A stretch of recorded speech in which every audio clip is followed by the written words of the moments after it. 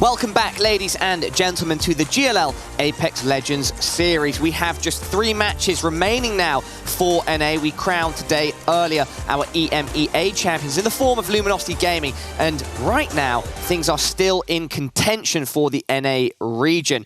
And, you know, what better way to start things off than by taking a look at our scoreboard for that last match. The Young Guns, 21 points, 9 kills, getting them that, along with the 12 placement points. Sentinels in second, as Onset pointed out just beforehand. It's going to be good for them to get, 15 points, improving their position, strengthening themselves after not having a great game in the match before that, match number 8, and Rogue in third. Where are T1? T1 in 10, they're not having the best day so far. They're not having the best days so far, but the teams who are still being consistent are Fnatic NA, the Youngins and Frex, FlyQuest, and Team Liquid Blue. The teams that we were talking about before this tournament, before today's side of the tournament kicked off, are continuing that form that they had yesterday. And every time you can place between that, I would say 3rd, 7th to 8th place, it means you're guaranteeing yourself some points. Sentinels, baby! Wow. Number 1, taking over T1 by just 2 points. And the Youngins and Frex with 85 points and TSM with 82. I mean, even if we go down slightly further to 6th place, including the PS guys and the FQ boys, things are close. We're in a very similar position to what we were earlier in the evening. I love it. I mean, one thing that you can look at there is how one big game for any of those teams in the top 10 just creates carnage. But, you know, it really does give you the opportunity to push yourself up the leaderboard, which makes it all the more important for teams to continue without taking risk at this point, because you need to get into those top spaces. You need to have one of those big kill games. It is still in the control of every single team, I would say, in our top 8 to potentially become our champion. And we've still got games to come. Easily. But I want to see the risks. I want to see what we failed to see for the final match of EMEA. I want to see people dropping in on those guys at the top. Luminosity did fall early on in that final match, but they ended up winning out. I want to see NA going completely ham, maybe a bit BM. Glitter, you can jump in quickly because I was about to send the send it, send it. All right, send it. We're ready to go with match number 10. Thank you for sticking around. Bravo and Dreadnought, over to you. All right, thanks so much, Paula, Glitter, and Onset. We were ready to send it, and that we were just talking Dread. That is the result that if you wanted to see a much closer final, you would have asked to see one of the teams in the top 3 step up. Maybe I'll just throw it out here. Maybe it's the, I don't know, the 2nd place team. Maybe something 3rd place team. Yeah. Sentinels fires up, and that in that game, right there, the only team within the top, I want to say 5, to pick up a substantial amount of points. That skyrockets them now, as you just saw on the leaderboard at home, to 1st place with 92, T1 with 90, TSM actually drops to 4th. So much like Europe, and I would actually say even more so than Europe, we have a fantastic set of 3 final games coming up. No, we very much do. It's definitely more competitive at the top half. They haven't really separated themselves too far away, and it was wild. That last game was literally just everybody who was like, oh, we'd love to see this from them. It was basically them at the top of the bracket and then everybody else sitting in the rest of it. It was definitely one of the less traditional games and how it ended up unfolding, but again, I want to raise the thought process and mentality that, again, I think you could say they aren't worried about it, but at the same time, I can see it bothering you on a mental front, is T1. I was talking about the lack of grip they had over their placement after such a good day number 1, not really starting it off so far, and here we see it slipping away. This is when you start seeing emotional responses to the circumstances, and they may be able to play standard, but I can also see them going, guys, we got to figure this out, otherwise it's going to fall apart. Yeah, what's also interesting is it's slipping away in a way that we did not necessarily expect. I think as we saw TSM clawing their way up the leaderboard, you and I looked at each other and said, they're about to lose that 1st place spot. Instead, it comes in the form of Sentinels. And the interesting thing to point out about Sentinels, we spent a lot of time talking about it yesterday. If you didn't catch yesterday's matches, Sentinels' points were very placement heavy, which is not necessarily what we were expecting from them. A team that can play very aggressive and they can execute aggro play very well. However, take a look at the disparity between the placement points for 1st, 2nd, and 3rd. Sentinels with 51 placement points. And then T1 and Youngins and Frex tied at 39. Huge gap in terms of placement points. just before that match, we talked about Sentinels. There was two ways they could go. They could play at a pretty average pace and end up at the middle of the table, or instead, what we just saw is them step it up. Great timing for them as we saw T1 and TSM dropping lower. Now they're sitting in first. Yeah, it actually is super interesting in the fact that not just looking at those top four and the fact that 51 points on the placement front for Sentinel sitting in first place, but fourth place there for TSM.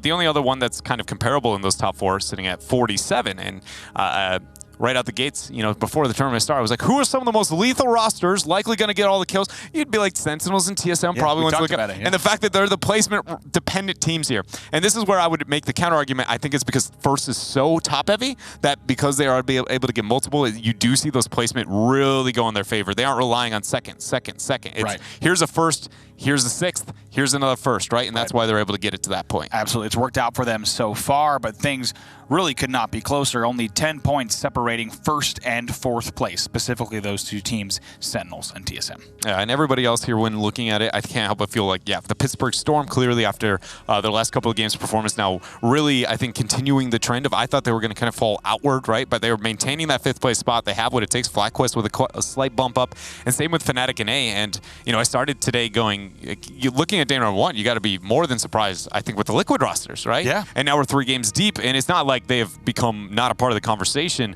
but we go from being both in top 5, top 6 to now Team Liquid Blue sitting at 8th and Team Liquid White falling down to 11th. CLG still there around that 13th. They've gotten a few spots back, but it's not many. Rogue now tied for 8th. It's a very slow climb for them. It's another team that I would say across these next 3 games, Rogue can be a team that we look to the future of Apex over the next few months, and we could say Rogue is a contender that we talk about, honestly, and almost unfairly, depending on how these next 3 games go, right? Because they can place, if they place around 9th, 10th, then they'll stay where we expected them. Once again, in Poland, a 10th place finish for them. But I think if they're able to put something together here where these next 3 games look good and they break well into the top 8, then because just the number of Apex tournaments that we have on the calendar right now, I think Rogue is a team we talk about more than if we don't. It's unfair, but that's how it goes. Yeah, no, I think that's a fair point. And, you know, FlyQuest, the more we've gotten to see of them being a team that we've talked about quite a bit, I can't help but feel like every time we gotten a glance at them, whether they're succeeding or struggling, I'd love to see those comms cleaned up, man. Yes. They are panicked isn't right because that's showing that there's a level of insecurity. Frantic is like probably the only way to describe it. And it's a great point because I'm actually curious myself, and I was just thinking about this as we see FlyQuest in 6th place. How is FlyQuest feeling about this, right? If they continue at this pace and the day ends, if I'm the FlyQuest side, a very talented roster, you know, I'm very curious how they would feel about that. I think on their side as well, they know they're only 1 point away from 5th in the Pittsburgh Storm. They've got a little more of a ways to go if they want to get into the top 4. However, FlyQuest, I'm curious with just how they approach these next 3 games as well. I think one thing that I would say to a lot of the teams at home, if you were to look at your own performances and reflect back on, did we do enough, right? Again, on that own personal bar and what you have set for yourself. I think it's important to remember that these points are relative. So you shouldn't be looking at just your placement. If anything, I would actually ignore your placement. I think that might seem really weird, right? Because you're like, well, if we keep getting 5th, like we got to find a way to get 4th, 3rd, and 2nd. But a 5th with 20 points from 1st is better than a 5th with 60. Yeah. All right? There's a very big difference on the true distance, and it's only relative to the actual points at hand. So not looking so much towards those placements and ask, are you happy with that, right? And so when you ask that question and I evaluate FlyQuest, I go, you're sitting at 73, 1 game away from 1st, right? And we've got half the night left. So I would say right now, yes, it is possible to maybe get just out of that distance. But if you walk away with 1 game away and we could have won, I think it's fair to be like, maybe it was all right for us here. All right, ladies and gentlemen, welcome to match number 10 of 12 for North America here at the GLL Apex Legends Series. Starting things off here with Young Guns as they are your victors in game number 9. Let's see what they can do here. First time I've seen a Hemlock on this stream, and it's gonna be the last. We were wondering. I think we've seen every weapon for a glimpse. Yes, now. we were not the L-Star actually. The Mozam. I got a Mozam. We have not seen. We've seen an L-Star on a death box. You saw an L-Star? Oh my goodness! And you've seen it. You've seen a Mozam. Yeah, I've been out in the wild of Apex, man. I've seen a bit. My oh my! And so does that mark that you've now seen every weapon, you think, in the sandbox? Give me a moment. I'll come back to you here as we do see the T1 guys. You know, we talked earlier about their drop. Normally around Springs End, the bridge goes all the way down to Hot Springs. Turns out that Mirage's Voyage party ship landed right in the middle of their drop, but it hasn't deterred them as well. We've seen them drop all the way up top directly on Mirage Voyage. We've seen them also loot a little bit more like this, where they go straight to Spring's End as well. The answer is yeah, every weapon, actually. Every weapon but the L-Star we've seen in the hands of somebody at a moment in time. Devotion, pretty popular one here. And one thing we were noting a lot of yesterday that what happened to Nocturnal off the break. That's really interesting to see Liquid Blue here running into this much trouble. Specifically, you could definitely say it's because they have owned Drill Site through scrims and through all of the games so far. So the fact that they're running into Resistance at Drill is very interesting. Well, actually, I think they've slightly mixed it up because, to my understanding, and maybe I'm crazy on this, I actually think that they've been adjusting a little bit with Trainyard, right? At least in the past, maybe I'm crazy, at least some of the games they rotated towards Trainyard, but maybe this is just them slightly getting an adjustment here. Either way, under pressure as they go with the Resurrection, Nocturnal trying to make his way in. Flanker with no armor finds himself a crack, slides away around, questioning if he's going to get flanked. There we see the turnaround to make sure. Casper trying to get himself out. Nocturnal made it to the ground. And I'm just wondering how this happened. Okay, understandably so. Some nobodies here struggling in the 2 versus 3, along with a third party here looking to join in on the fight. And honestly, that is a miracle for the Resurrecting team to have so much chaos and get lost with each other so you can get that escape. You hear a little bit of frustration, maybe even surprise there coming in from some nobodies. Now looking at Space Station Gaming, taking a look at where they are on the table, still at 14th with 25 points. Now also Rogue finding some early aggression there. They do pick up those kills, though, on Team Secret, so they'll be getting dropped up in just a moment. Yes, that starts right now, and they'll live to tell the tales beyond that first engagement. There's a med right there if you want to go. Quite a bit of good loot here available for Rogue. I'm driving a purple bolt. What? Now also looking at TSM, it's a better start for them. One thing we did talk about, Dread, is TSM's kind of rubber banding back and forth between the placings. We saw them yesterday with a first place win. Hal pulling out an amazing set of individual plays. Then we saw them in towards the bottom 10. Yeah. We then saw them win game 1 today, and then their second performance earlier much lower. But now here we are, all blue armor as they push across this southern side of Cap. I need to figure out where I can ulti here. 301 on bin. They're going to end up trying to move up. I feel like they could push into this. Actually, now taking a glance at the armor on the other side, it is the Pittsburgh Storm. Pretty heavily geared up here. Just hold the choke, that's fine. Seems like defending outward is going to be the call here. Wingman and Peacekeeper. I mean, if they're coming this way, they probably realize it's not there and it's on ping. Here's some of the thought process. Heavy focuses on all of those chokes that we've been talking about all weekend long. Certainly you just saw them holding that underpass, but you did see Pinks coming in talking about the Fuel Depot choke as well as the Ridge choke. Now it's T1 that's gotten themselves all the way into Train already. Train low ground, not necessarily where you want to hold, as you're likely going to meet some aggression from those upper Train cars, but Liquid Blue, it's going to be Flanker, who then goes down from a wing coming from Lacido of HPL. He's going to have to try to crawl all the way to a little bit of cover, but actually going to be the res coming in there from Nocturnal right away. It's getting pretty wild here at the train yard. See what they end up doing after getting that knock in with so much pressure on the rotations. We saw it thanks to TSM and the beacon that they ended up revealing. It's very clearly going to be off to the west of that capital city. You hear right there, HPL. He should be res. Asking if they got the thirst. You heard Lacido answer right away, no. He should be res. They know that they weren't able to get that in the tunnel. There's a vault key in this. See if they end up deciding to go that direction. I don't know if I've ever seen the bot fall straight in.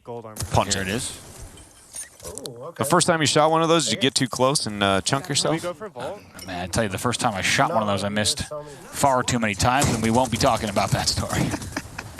T1 Zerg here was one of the two teams joining over the train yard batter there with Team Liquid Blue. And one thing we got to note here is talk about a deep alternator. I don't think that's by choice here quite yet, but moves over to the Peacekeeper, unable to break the armor after those first 2 shots. And already Zerg is going to be eliminated the entirety of T1 there. T1 out. Space Station Gaming just absolutely obliterating them in that battle. And that is an early exit for our second place T1. Dread, you made a point of talking about how do they make sure that they stay on top, and that lead looks like it's going to slip even further away after this game. And at this point, if you're T1, if this trajectory continues, you're basically just hoping for the failure of all of your peers, being the Youngins and Frex, Team Solo Mid, Pittsburgh Storm, and probably FlyQuest as well. HPL trying to retreat.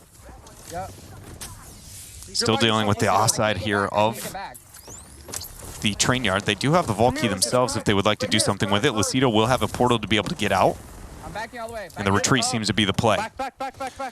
And we keep seeing time and time again. You just heard Pride saying, get back here, Hypa, try to get back up here to the little bit of a better place here in Train Yard, but we continue to see just how difficult it is to fight around and within the Train Yard, really at any stage of the game. Now looking at Liquid Blue, once again, they've lost Casper, but now hanging out here right around Depot. I'm not gonna lie, Bravo. I'm a little confused, and it's mainly because talk to me. We don't have enough information on the circle for me to be like yes, no. But why the heck is everybody at the train yard right now? This is west of Capital City, and you have so little opportunity to really transition through. I'm just surprised to see so many focused and flustered over that corridor, at least right now, rather than trying to early rotate out and, you know, maybe deal with it when you have to. Might have been a little bit of suspicion on that first circle that it could have pulled hard train. That could be the case. My first theory. That's a good counterpoint that I may be overlooking. I think we might have seen a few teams getting there early trying to see if it did pull train, and the fact that it hasn't now sets us up, Dread,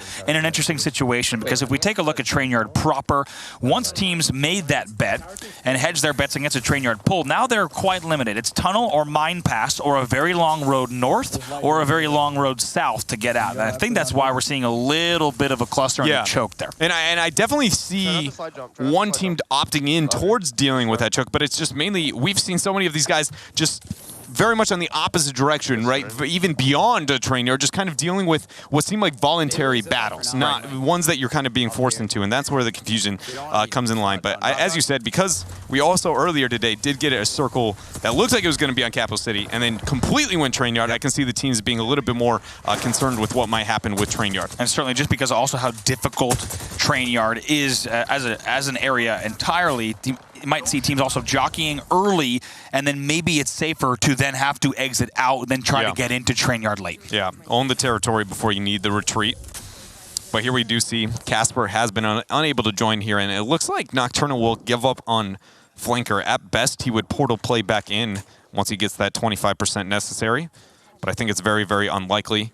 There's only going to be, sitting about 60 seconds remaining on the banner. And these are big moments here for Nocturnal, just because we haven't been talking about Liquid Blue for the rest of the day. We're going to keep an eye on them because they're in 8th. They're still placing within the money, and now that we're in the final 3 games, every little point that they squeak out here is really going to matter, much more so than the earlier games yesterday. Yeah, and they basically have had a little bit of the same path of what we've gotten from T1, just with less success on day number 1. Walking in, a lot of good points, but maybe not so much here on day number 2.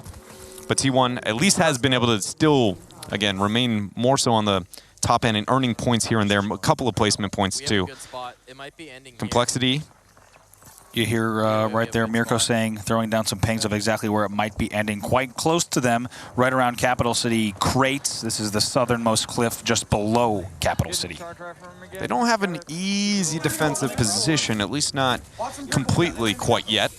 I was actually wondering what we might see in terms of course, a lot of these southern Capital City buildings are still within play, and they will continue to be for this next bit. And I was wondering if our first look at what Capital City looks like. We haven't actually really seen too many teams in there in terms of the POVs we've been looking at, Dread, but as expected, we do have quite a few teams already set up there, and they'll try to hold that as long as they can and as long as they're forced further south. A challenging push coming out from the Young Guns here, the victors of our last game, trying to make the way through the Geyser choke. Also pinking Geyser behind. Find one with the R99 there, Sorcerer.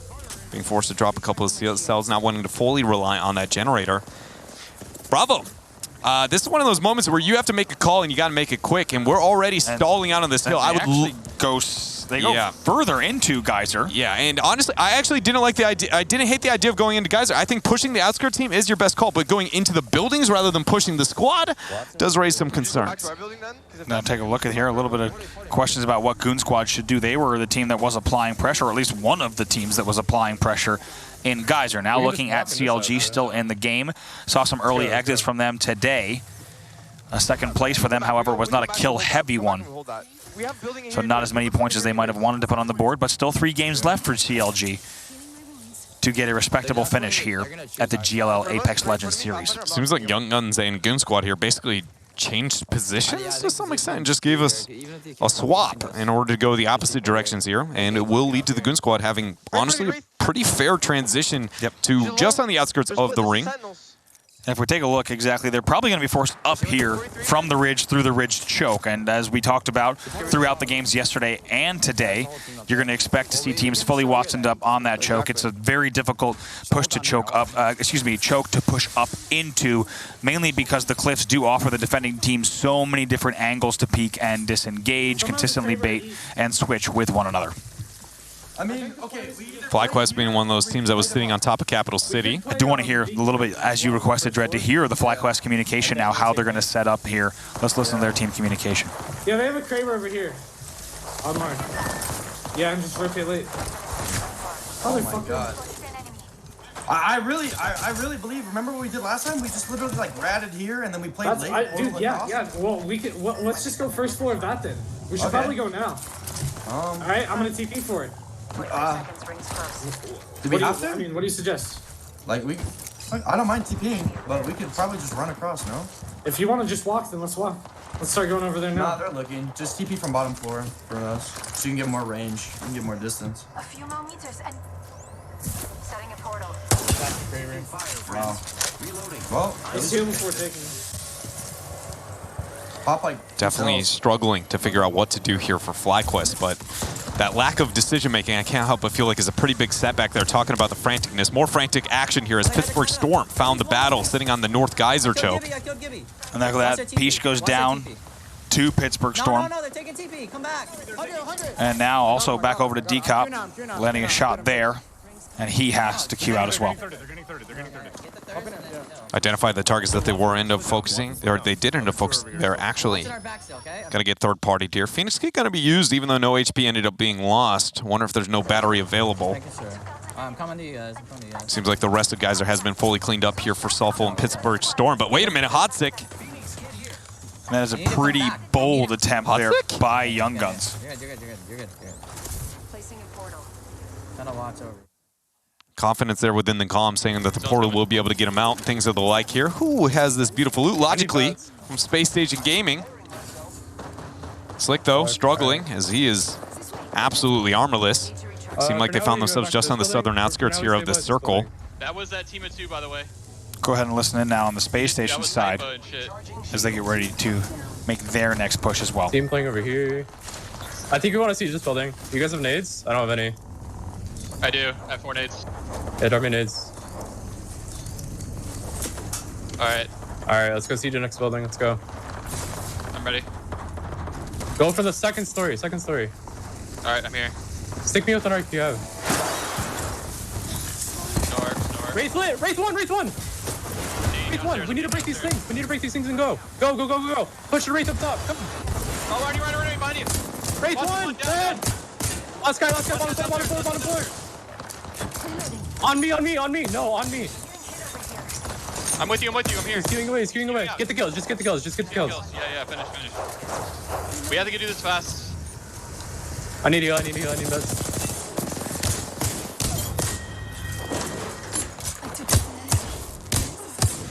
Healing.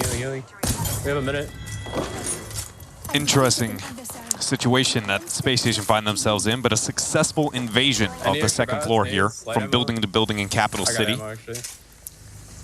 Pretty interesting to hear at the last second on the doorstep something like, stick me with an arc if you have one. It seems like something you figure out before you get to the front door, just because, I mean, generally that player with that stick is going to need to know if they're stuck or not based on their movement. That makes me a little nervous. I think the one thing that made me nervous was how much we saw Slick focusing on targets that were already down while everybody's trying to hunt that third kill. If we find that kill and just scout for a little bit more information. But it didn't come back to bite them, right? The target got away, yes, but what is that 1 point? You know, I guess we will find out in the end, but likely not that much. Yep, now taking a look at TSM. They are at Cap City Cargo Crates, and this is the place that we actually saw Luminosity Gaming. Yes, this is the Luminosity Gaming finish, where Luminosity, with that exact same posturing at this exact same time, lost this game. And again, that was the victor of EU, so it's got to be really cool to see if TSM, can they basically do what we saw Luminosity do, but better? Right, exactly. We saw Luminosity hold on as long as they could. That did not result in a win for them in that game. TSM's actually in a pretty similar position in terms of being in a position to win this tournament and now trying to hold a very difficult part in the center of the map. Now with 12 squads left. Something we don't see too often in the later stages of the game. Complexity looking rather well geared here. Mirko with the Havoc spray.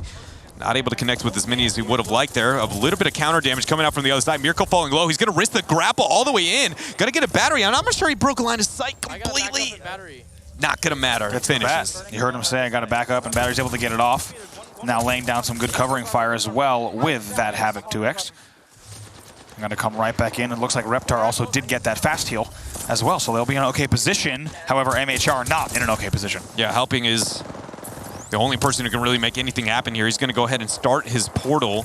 Burns the Q, get as much distance as possible. Rograt is doing just fine here for now. Helping to go ahead and go right back. And I got to go ahead and raise the question, what the heck happened to Complexity's aggression there for a minute? And there comes that fire coming in all the way from dropped from distance. Yeah, very interesting there. I'd love to see what ends up happening here. But the fact that we also are talking about Rogue, another roster at this point of the game that hasn't been holding up too well outside of maybe the last game. Definitely feeling themselves on the later stages of the tournament. I can't but feel like Complexity's back in it. Fully shielded, just about. Reptar gonna need to pop just a cell or so, but Mirko and Co have gotten themselves right back in. And now on the space station side, it's just Logically and Slick, however, both on gold armor. Not crazy to think that they could put something together here too, and they're now pinging those crates that TSM is in, but they're gonna have to worry about a lot more threats. 7 squads still left. If you remember at the preseason invitational, Rogue on day number 2 in the losers bracket won back-to-back games and really felt like they hit their peak of their playing. It does feel like maybe they're a later stages tournament type team, but I will say I think they waited a little bit too long here to be able to hold their own, but they still find a couple more victims. Sweet tries to flank with that Peacekeeper, but end up missing the shot. Gave his money, ends up dropping here, so it looks like Rogue will successfully be able to handle and deal with Complexity. Space Station Gaming lurking up here onto what I assume is still a TSM-dominated center.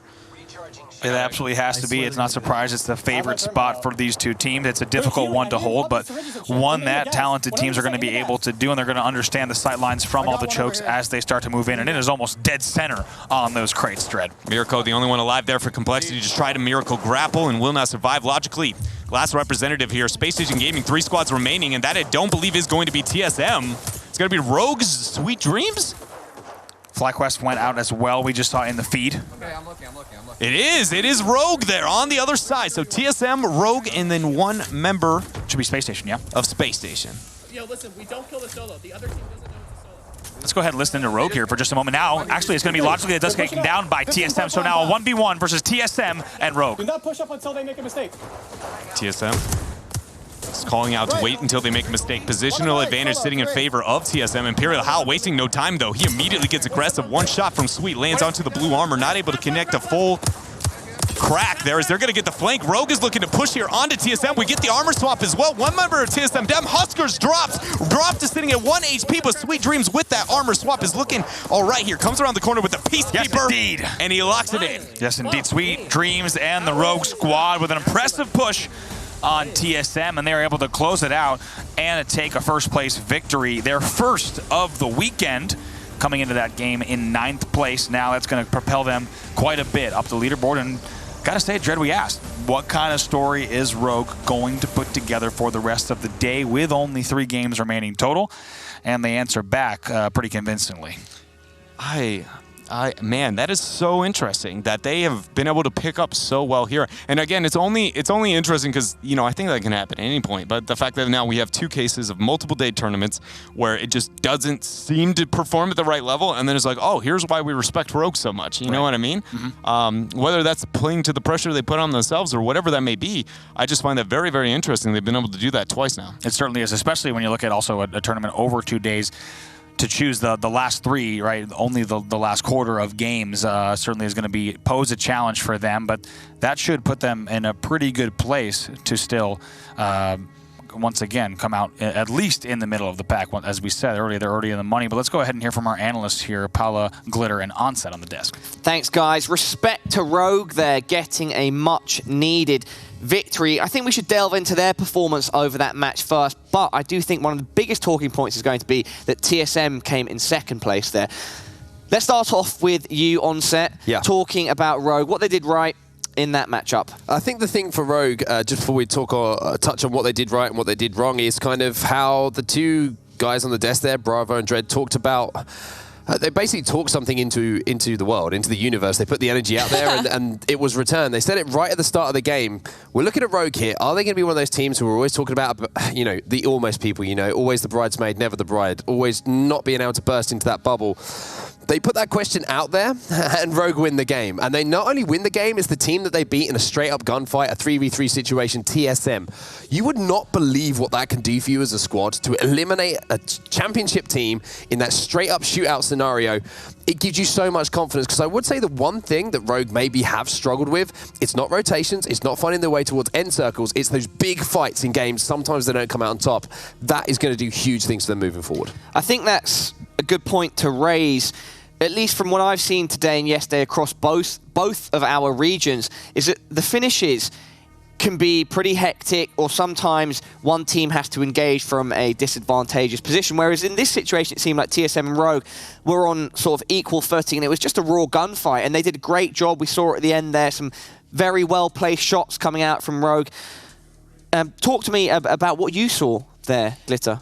I mean, so Rogue had to push through a few teams. There was a pretty open end zone there outside of Cap City, and they had to push through a few teams in order to get to where they were. When they finally had the straight-up gunfight opportunity with TSM, they were able to wrap around and push on their side. And in the middle of that fight, they were Sweet. I think it was Sweet was able to get a really clean armor swap off too, which was giving them a little bit another boost in their health. Now, one thing that I think is important about Rogue to remember too is that they were one of the only teams, maybe, that got the back-to-back wins in Poland. Like you were referencing the whole mental state and confidence being a huge factor.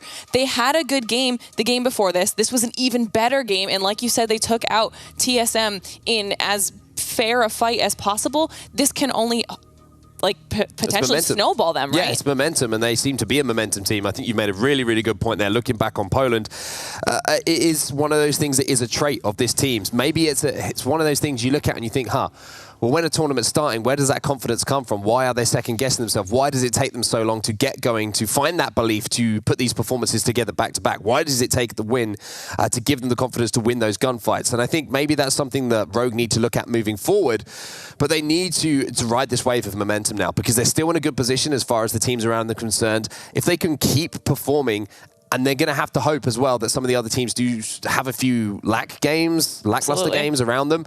And the one worrying thing is they won this game, and they got the second before, but TSM are still performing and getting into that top 3 almost every single game that we're seeing. Yep, TSM got second place there behind Rogue. And let's see the scoreboard for that match and then head on over to the overall leaderboard afterwards. So yeah, Rogue with 14 kills. Wow. That's immense. 26 points there for Rogue. Second place for Space Station, 17 points, with just 7 placement points and getting 10 kills. It's interesting to see how they've substantiated their score. TSM in third then, with the 9 placement points, but just 5 kills. And Complexity managing to do more work there. I'm a big fan of the nickname Reptar, by the way. Shout out the Rugrats. I do like that. I'm assuming it's a Rugrats reference, right? Cartoon? I've never asked him, honestly, and I've been friends with him for years. I have no clue. Anyway, let's head over to the leaderboard and see if things have changed. Sentinels at the top, and TSM now moving into second. 1 point with 2 games remaining. Glitter and Onset, it is absolutely as close as it can be without being a draw. T1 in third with 90 points. 86 points then, 84. Guys, this is down to the wire. I love to see it. Rogue are in contention now as well. Rogue have very much put themselves into contention. If we consider that LG going into their final game were 19 points ahead, look at the shift between all of those teams. Anyone can really put themselves into a position to potentially win this tournament. The one concern for me is the performance of T1 so far today. They are looking at that leaderboard now from where they were at the start of the day to where they are now. And I kind of raised that question yesterday. Yeah, they've had some great games, but they threw away a couple of easy points, a couple of easy kills that could have really contributed to them being a little bit closer to the top of that leaderboard. Is it going to come down to that with how close things are at the end of the day after this final game? I think T1 are going to be thinking about that HAL play yesterday, because that would at least make the gap 3 points less, right? 3 points plus the kill on HAL. Plus the kill, so 4. So 4 points. So it would be like 9, whatever, some difference of 2. Guys, I'm loving the action. We've got 2 more matches to go tonight, and it is ever so close. All of our teams are going to be fighting to prove they are the best and take away $10,000 for first place, $25,000 overall on the line. After this, we'll be going to a break, and it won't come back to us. It'll go straight back to the cast, and we'll get right back into the action. So you don't have to wait too long. Stick around. We'll see you in a bit.